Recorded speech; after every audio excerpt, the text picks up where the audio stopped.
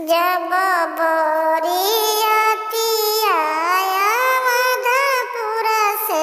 आवेला हजमूली हल बिलमा क्या हम तोहरा के देबो हजमू पियर धोतिया हो मोरे आगे सीता बखान का हम सीता बखानी राजा रामचंद्र सीता सूरजवा के जोत सीता के जोत से चंद्रमा चोपित भइले माड़वा बोलल सिया राम जब बरियाती आंगन भिरिया आवेला बभनुली हल बिलमा तोहरा के देबो बभनु पियर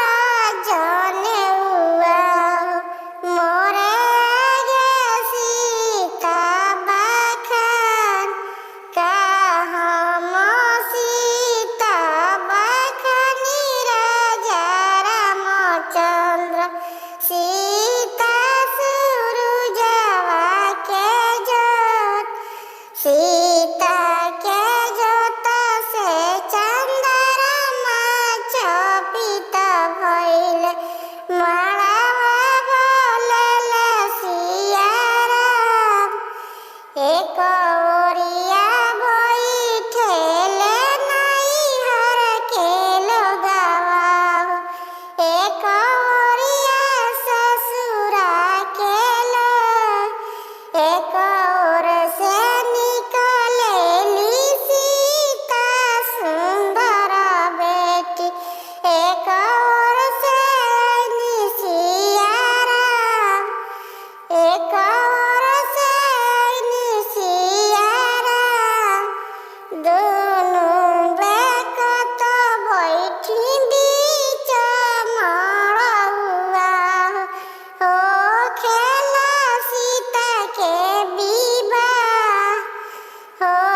खेला सीता के बियाह सरती आवे राम जी रेंगानी के हो कटावा अरे कहाँ बगिलू कैलू रे माछर जुलूनी हो सेवारावा अरे कहाँ बगिलू कैलू रे माछर घोंघिया हो सेवारावा अरे एक दिनवा अइहे हो माछर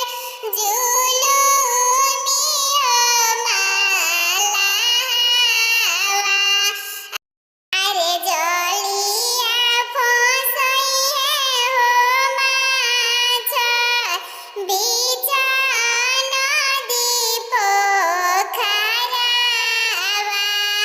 अरे तोहके हरिले जइहे हो माछर होई